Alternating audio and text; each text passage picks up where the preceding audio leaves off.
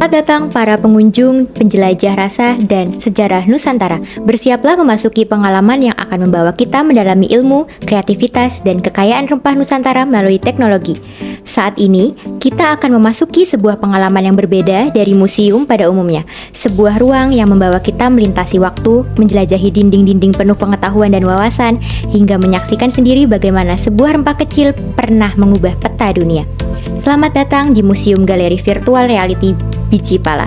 Di sini, kita tidak hanya melihat, tetapi juga merasakan, mendengar, dan mengalami setiap cerita yang tersembunyi di balik biji kecil beraroma hangat. Bersiaplah memasuki pengalaman yang akan membawa Anda menyelami ilmu, kreativitas, dan kekayaan rempah Nusantara melalui teknologi. Saat ini kita berada di area depan Museum Galeri Virtual Reality Biji Pala. Di hadapan kita saat ini tampak area parkir yang luas sebagai tempat para pengunjung memulai perjalanan. Dan tepat di depan terdapat sebuah gerbang megah dengan tulisan "Selamat datang di Galeri Virtual Reality Biji Pala". Gerbang ini memiliki jalur masuk dan jalur keluar yang terpisah, bertujuan untuk memudahkan arus pengunjung yang akan datang dan keluar museum ini. Silahkan melangkah masuk, perjalanan kita akan dimulai saat memasuki gerbang museum. Saat ini, kita memasuki area utama yang terdapat dua koridor sebelah kanan dan koridor sebelah kiri. Kita akan memulai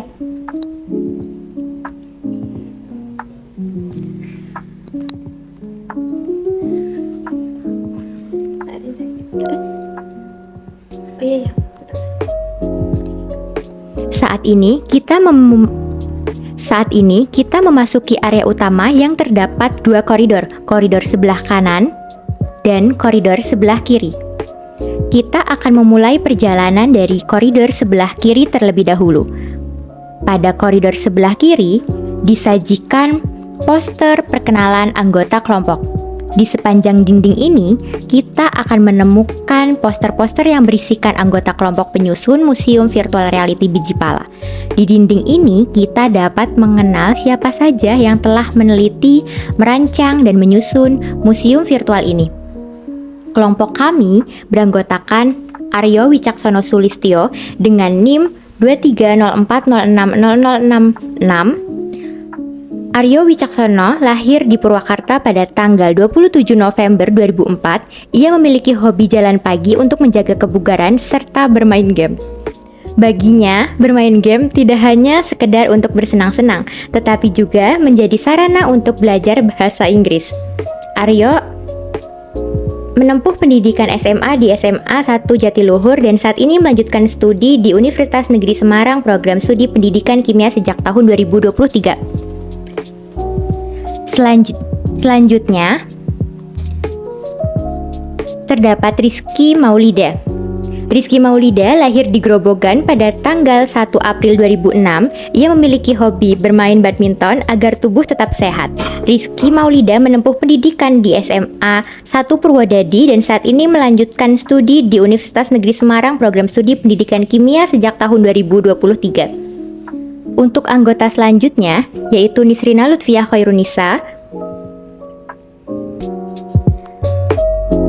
Nisrina Lutfiah Khairunisa lahir di Cirebon pada tanggal 22 Maret 2005. Ia memiliki hobi menari, karena dengan menari ia memiliki ketenangan tersendiri dan secara tidak langsung ia ikut serta dalam melestarikan budaya Indonesia. Nisrina Lutfiah Khairunisa menempuh pendidikan di SMA Negeri 1 Lemah Abang dan saat ini melanjutkan studi di Universitas Negeri Semarang program studi Pendidikan Kimia sejak tahun 2023. Dan anggota yang terakhir yaitu Azizah Kalsum. Azizah Kalsum lahir di Bekasi pada tanggal 23 April 2005. Ia memiliki hobi jalan-jalan karena senang mengeksplorasi tempat-tempat baru dan menikmati suasana alam maupun perkotaan. Azizah Kalsum menempuh pendidikan SMA di SMA 1 Cikarang Utara dan saat ini melanjutkan studi di Universitas Negeri Semarang program studi Pendidikan Kimia sejak tahun 2003. Selain itu, terdapat pula profil dosen pengampu mata kuliah mini riset yaitu Prof. Sudarmin MSI. Beliau adalah seorang akademisi dan ilmuwan terkemuka di bidang pendidikan kimia yang berkiprah di Universitas Negeri Semarang. Beliau dikenal sebagai guru besar yang berdedikasi dalam mengembangkan inovasi pembelajaran sains dan pendidikan karakter di Indonesia. Sebagai dosen di Fakultas Matematika dan Ilmu Pengetahuan Alam UNES, Prof. Dr. Sudarmin aktif melakukan penelitian, menulis karya ilmiah, serta membimbing mahasiswa dalam berbagai jenjang pendidikan. Beliau merupakan sosok yang membimbing dan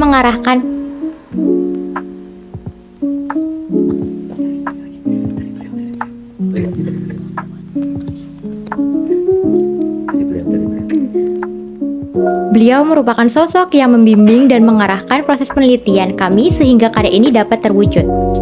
Baik, sekarang mari kita melanjutkan ke koridor sebelah kanan.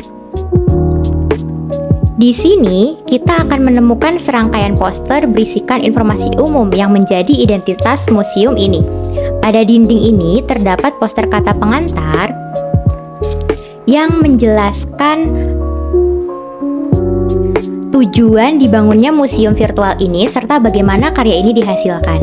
Kemudian terdapat poster visi misi Universitas Negeri Semarang.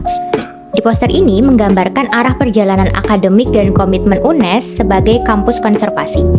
Selanjutnya terdapat poster visi misi Fakultas Matematika dan Ilmu Pengetahuan Alam yang menampilkan cita-cita fakultas dalam mencetak lulusan yang unggul di bidang ilmu pengetahuan dan riset, serta terdapat pula profil singkat prodi pendidikan kimia. Di sini kita memahami karakter keilmuan, kompetensi, serta ruang lingkup studi. Baik, di ujung sebelah kanan ini kita menemukan sebuah fasilitas kamar mandi museum, sebuah ruang sederhana namun penting sebagai tempat pengunjung beristirahat sejenak sebelum melakukan perjalanan selanjutnya. Baik, selanjutnya kita kembali ke titik semula persimpangan depan. Di depan kita Anda melihat sebuah dinding besar yang menampilkan video Mars Universitas Negeri Semarang yang dapat kita dengarkan untuk merasakan semangat alma mater. Kemudian pada dinding ini juga terdapat logo UNES sebagai simbol resmi yang mempresentasikan nilai konservasi dan kebanggaan kampus.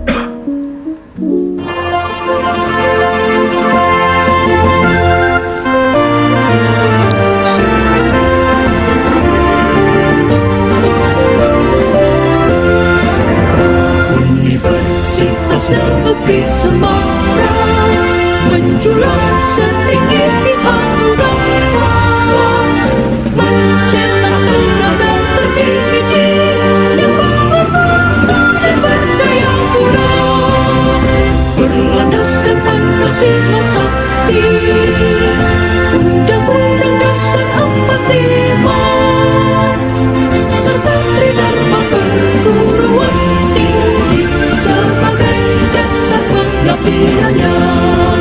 Majulah Universitas Negeri Semarang di tengah keranjang pembangunan, mendidik bangsa, menempuh ilmu, menyongsong Indonesia baru, memelihara dan mengembangkan ilmu murni dan kependidikan, melimpah berkat rahmat-Nya, semoga UNES selalu jaya.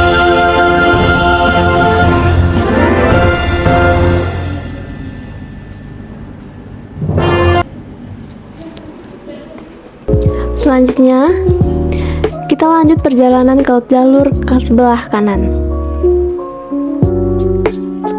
Saat ini kita sedang memasuki ruang mini laboratorium. Ruang ini didesain untuk menampilkan sebagian dari aktivitas praktikum yang sudah dilakukan oleh penyusun. Pada dinding laboratorium ini terpajang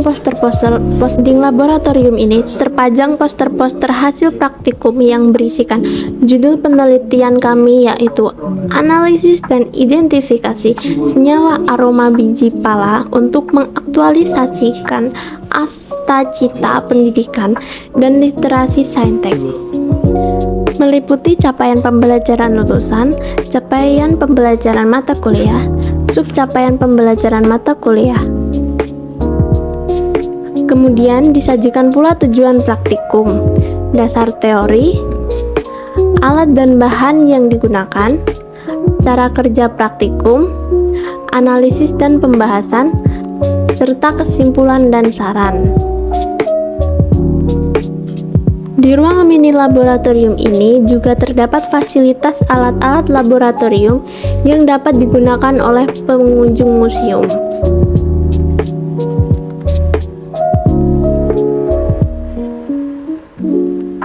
Baiklah para penjelajah museum, perjalanan kita lanjut. Setelah kita meninggalkan mini laboratorium, kita berjalan ke arah kiri. Di sini kita melihat sebuah dinding besar yang menampilkan sebuah video profil UNES.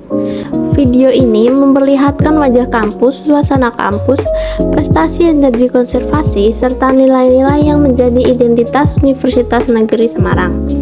Luangkan sejenak waktu untuk menyerap semangat dengan memutar video ini sejenak.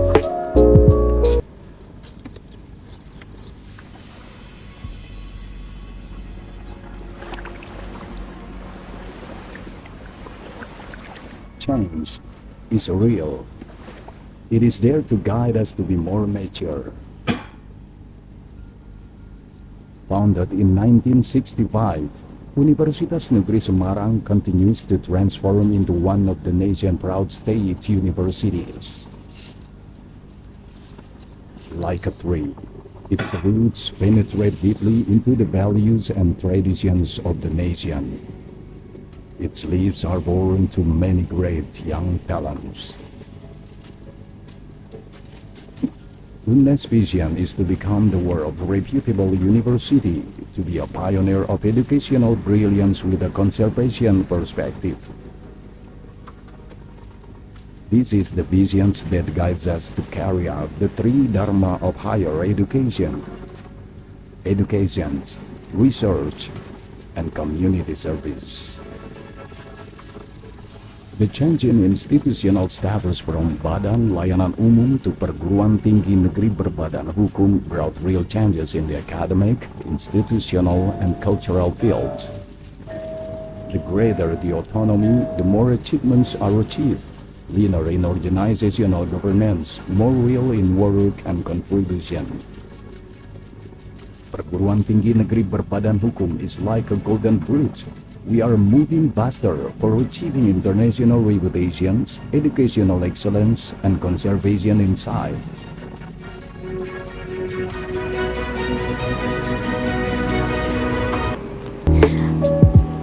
Tepat di depan kita ini terdapat sebuah ruang khusus, yaitu ruang senyawa biji pala. Tepat di depan kita ini terdapat sebuah ruang khusus, yaitu ruang senyawa biji pala. Silahkan melangkah masuk. Di dalam ruangan ini, kita akan menemukan gambar-gambar struktur kimia dari berbagai senyawa yang membentuk aroma, rasa, dan karakteristik khas biji pala. Senyawa-senyawa tersebut meliputi senyawa myristicin, senyawa terpenol, senyawa limonen, senyawa linalol, selanjutnya senyawa fenol, senyawa pinen atau pinena, senyawa sabinen, dan yang terakhir senyawa elemisin.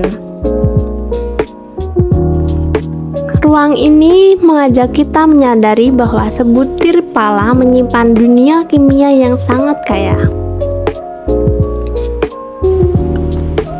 Keluar dari ruangan senyawa ini, kita langsung disambut oleh sebuah dinding yang menyajikan sebuah video lagu UNES Maju.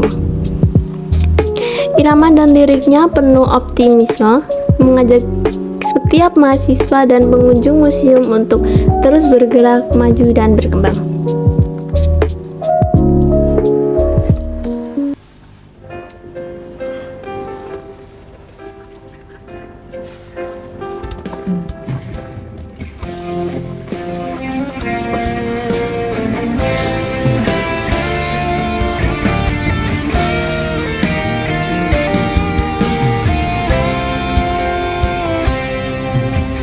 Lor, aku duwe cerita sing bendina tak kawa ning tengah sing diperjuangke kabeh kadinamu dalane bareng-bareng mlaku di mantepi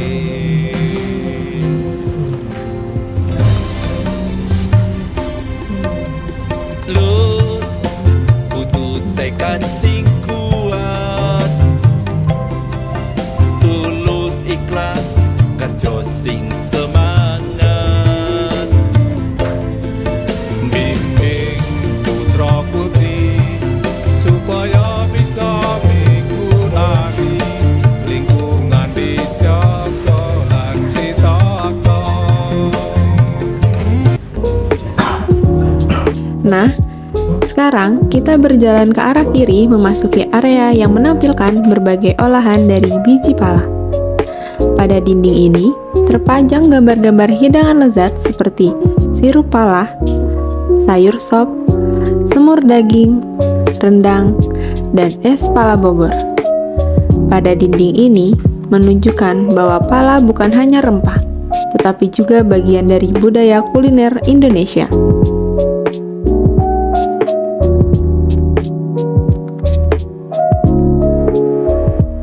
Kita lanjutkan perjalanan menyusuri koridor sebelah kiri.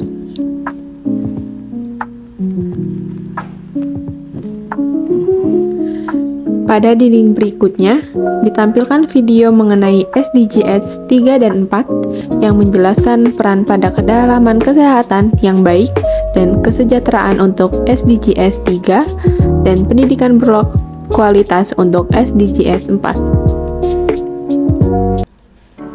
Indonesia memiliki warisan rempah yang kaya manfaat kesehatan. Salah satunya adalah biji pala, rempah aromatik yang sejak lama digunakan untuk menjaga kebugaran dan meningkatkan kesejahteraan masyarakat. Melalui penelitian analisis dan identifikasi senyawa aroma biji pala, kita dapat memahami lebih dalam kandungan bioaktif seperti myristicin, sabinen, terpinen, dan limonen. Senyawa-senyawa ini diketahui memiliki potensi sebagai antioksidan, antimikroba, penenang alami, serta mendukung kesehatan pencernaan. Pemanfaatan informasi sains mengenai senyawa aroma pala membantu masyarakat menggunakan rempah secara lebih tepat dan aman. Dengan sains, pengetahuan tradisional dan kesehatan modern dapat saling melengkapi. Penelitian biji pala bukan hanya memperkaya suasana ilmiah, tapi juga mendukung SDGs 3, kehidupan sehat dan sejahtera. Melalui edukasi berbasis sains dan pemanfaatan rempah lokal, kita bisa meningkatkan kesejahteraan masyarakat tentang kesehatan yang alami, holistik, dan berkelanjutan. Biji pala, rempah kecil dengan manfaat besar untuk kesehatan masa depan.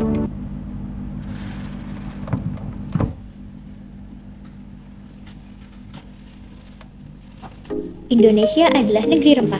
Salah satu harta hayatinya adalah biji pala, tumbuhan yang tidak hanya bernilai ekonomi tetapi juga memiliki potensi besar dalam dunia pendidikan sains. Penelitian aroma biji pala membuka peluang baru untuk meningkatkan literasi sains di sekolah maupun perguruan tinggi. Melalui penelitian analisis dan identifikasi senyawa aroma biji pala, peserta didik dan mahasiswa tidak hanya mempelajari kimia secara teori, tetapi juga langsung mengkaitkannya dengan kondisi akal. Senyawa seperti myristin, sabinen, dan limonen dapat dijadikan contoh nyata dalam pembelajaran kimia organik, analisis instrumen, hingga sains terapan. Pendekatan ini mendukung SDGs 4, yaitu pendidikan berkualitas, karena peserta didik dan mahasiswa diajak belajar dari lingkungan sendiri, meningkatkan rasa ingin tahu, kemampuan berpikir kritis, serta literasi sains berbasis kearifan lokal. Dengan menjadikan biji pala sebagai media pembelajaran, kita tidak hanya melestarikan rempah Nusantara, tetapi juga menciptakan pendidikan yang relevan, kontekstual, dan berkelanjutan. Mari kita lanjutkan perjalanan. Di ujung koridor, kita menemukan sebuah kafe, yaitu Pala Cafe. Sebuah ruang tematik yang menghadirkan suasana kedai kecil dengan dekorasi bernuansa rempah. Pada kafe ini dilengkapi fasilitas kursi dan meja untuk tempat beristirahat sejenak bagi pengunjung Museum Biji Pala. Sekarang kita belok ke arah kanan. Terpajang poster para tokoh penting dalam sejarah rempah Nusantara yang telah berperan dalam perdagangan, eksplorasi, dan kejayaan pala sejak berabad-abad lalu. Tokoh-tokoh sejarah rempah Nusantara di sini meliputi Marco Polo 1254 hingga 1324. Selanjutnya ada Ibn al-Baitar 1977 hingga 1248. Selanjutnya ada Vasco da Gama 1460 hingga 1524 dan Zheng He 1371 hingga 1433. Tokoh-tokoh ini adalah jejak histori yang membuat pala dikenal di seluruh dunia.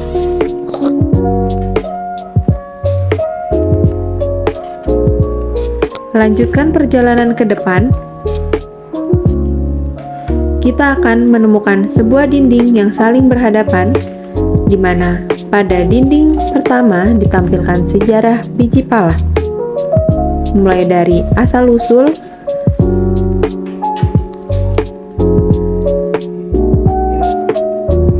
masa kolonial, hingga perkembangan modern.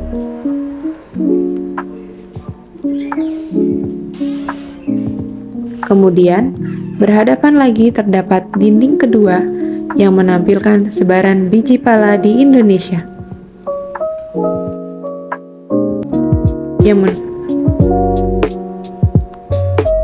Yang menunjukkan daerah penghasil pala dari Sabang hingga Maluku yang menjadi pusat kejayaannya. Kemudian, kita lanjut berjalan ke depan dinding tersebut. Kita akan melihat sebuah video dan poster yang memuat informasi menarik mengenai kandungan gizi, senyawa aktif, dan masa kesehatan. Salah. Ulang-ulang. Kemudian, kita lanjut berjalan ke depan dinding tersebut. Kita akan melihat sebuah video dan poster yang memuat informasi menarik mengenai kandungan gizi, senyawa aktif, dan manfaat kesehatan. Mulai dari meningkatkan kualitas tidur hingga mendukung sistem pencernaan, area ini menjadi penghubung antara ilmu kimia dan manfaat praktis dari biji pala. Buah pala atau Mystica fragrans ini merupakan buah asli Indonesia. Ya, jadi dia berasal dari Pulau Banda. Kalau ceritain sejarahnya bener-bener dahsyat banget. Pernah jadi rempah-rempah primadona di Eropa, bahkan Arab sekalipun. Dan jadi dulu buah pala itu merupakan rempah-rempah yang cukup mahal ya. Di Eropa itu dulu sempat dirahasiakan penghasil pala. Jadi nggak ada yang boleh tahu dari mana orang Eropa mendapatkan buah pala.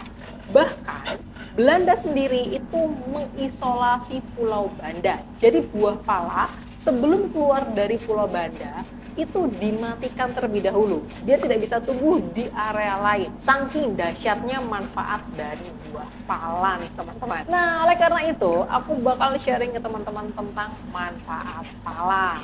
Yang pertama, meredakan nyeri dan peradangan. Buah pala itu dapat bermanfaat untuk mengurangi rasa sakit yang berhubungan dengan radang sendi, seperti asam urat dan reumatik. Tidak hanya pala minum ya, ini termasuk salep yang berasal dari buah pala. Jadi tidak hanya pala minum ya, ini termasuk salep pala maupun minyak dari biji pala. Itu ketika dioleskan ke area radang sendi dapat membantu mengurangi nyeri di area tersebut. Yang kedua, meningkatkan kesehatan otak. Studi pada tahun 2017 menemukan bahwa minyak atsiri dari pala dapat membantu meningkatkan neurotransmitter yang berhubungan dengan memori dan fungsi kognitif pada hewan. Ini penelitiannya baru pada hewan ya. Jadi ketika teman-teman punya aromaterapi dari buah pala, itu dapat membantu meningkatkan respon memori maupun kognitif pada tubuh. Tapi ingat, pala nggak boleh digunakan berlebihan. Kenapa? Nanti kita bakal bahas di efek samping pala. Yang ketiga, tidur lebih baik. Mencampur pala dengan segelas susu hangat itu dapat membantu mengatasi insomnia dan meningkatkan kualitas tidur. Selain itu, ketika teman-teman rutin mengkonsumsi kapsul yang mengandung ekstrak pala, sekitar 1-3 gram ekstrak pala dapat membantu mengatasi gejala insomnia, sekaligus meningkatkan suasana hati, meningkatkan mood ya.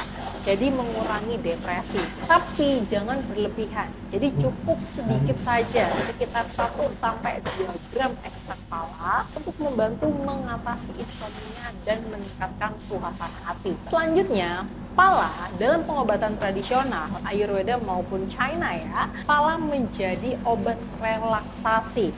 Ya, jadi pala ini pada zaman dulu digunakan sebagai obat penenang yang bisa mengatasi kecemasan, stres, dan mencegah insomnia. Kan pada zaman penjajahan dahulu, pala itu diperebutkan karena dipercaya dapat membantu mengatasi penderita depresi maupun ansietas, kecemasan. Jadi pala punya efek penenang, sedang dapat meredakan depresi dan kecemasan pada tubuh. Selain itu, memasukkan pala pada makanan sehari-hari itu dapat membantu mengurangi LDL atau kolesterol jahat. Penurunan kadar lemak ini dapat membantu meningkatkan kesehatan jantung nih teman-teman. Tapi ada manfaat, pasti ada efek sampingnya. Teman-teman harus berhati-hati dalam mengkonsumsi pala karena pala ini punya senyawa spesifik yang disebut myristicin. Ya, myristicin ini punya sifat psikoaktif. Psikoaktif artinya dapat meningkatkan resiko halusinasi. Jadi, ketika teman-teman mengkonsumsi pala dalam jumlah tinggi, itu dapat meningkatkan resiko halusinasi seperti mengkonsumsi obat psikoaktif lainnya atau obat psikotropika. Banyak sekali kasus ketika teman-teman menggunakan pala sebagai obat anti depresi, anti ansietas, itu dikonsumsi berlebihan, malah menimbulkan sakau, ngeliang, halusinasi, bahkan bisa nggak bangun dalam berhari-hari. Efek dari myristicin ini nih teman-teman. Bahkan kalau kalian searching di YouTube ya, banyak pengalaman-pengalaman mengkonsumsi pala dengan dosis tinggi di atas 10 gram itu bisa bikin ngeliengan, halusinasi, nggak bangun 2-3 hari. Jadi kayak efek sakau gitu. Dan inilah efek yang tidak diinginkan dari buah pala. Nah, makanya sangat disarankan untuk menjaga asupan palanya. Selain itu, mengkonsumsi pala dengan dosis tinggi dapat meningkatkan resiko keracunan. Gejala keracunan pala itu seperti meningkatnya detak jantung, mual, muntah, kejang, halusinasi, bahkan perubahan perilaku kayak orang gendeng gitu ya, sakau gitu, sama sekali nggak sadar dengan apa yang mereka lakukan. Makanya saat menggunakan buah pala sebagai alternatif pengobatan tradisional harus diperhatikan dengan benar takarannya. Jangan sampai berlebihan kalau nggak mau sakau. Oke.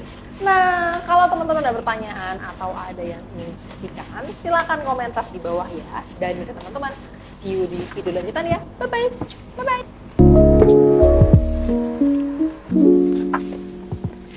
Selanjutnya, kita tiba pada bagian yang menyajikan poster pro dan kontra penggunaan biji pala.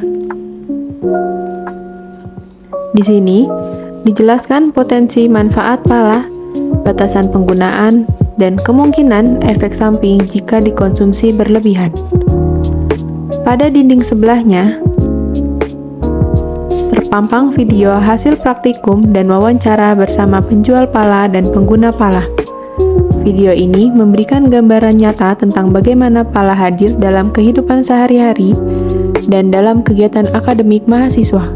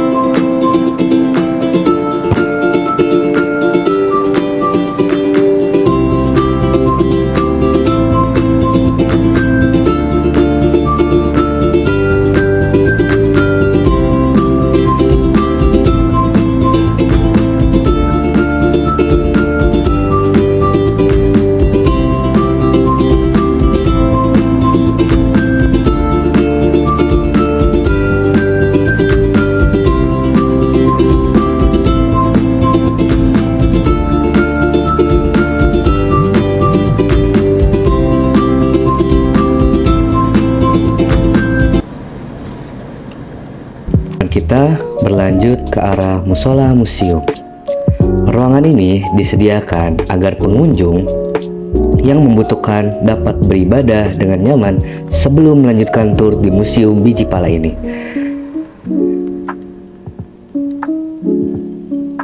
Nah, seperti ini di dalam interiornya musola di Museum Biji Pala. Dan selanjutnya, tempat di samping musola terdapat Pala Market, sebuah ruang pameran yang menampilkan berbagai produk rempah, mulai dari pala kering, serbuk pala, hingga rempah-rempah Nusantara lainnya.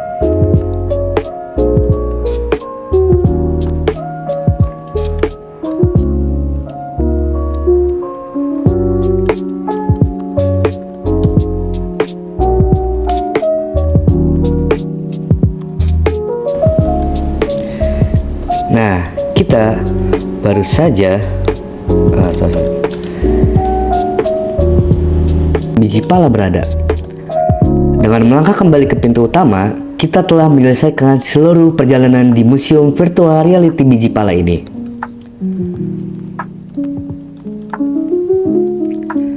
Kita baru saja menjelajahi sejarah, keanekaragaman kimia, kekayaan budaya, hingga potensi ekonomi serta manfaat dan kegunaan biji pala dalam satu pengalaman virtual.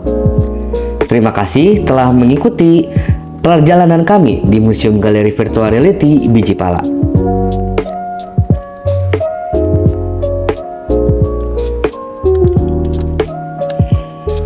Semoga pengalaman ini memberikan inspirasi, wawasan baru, serta rasa bangga terhadap kekayaan Nusantara.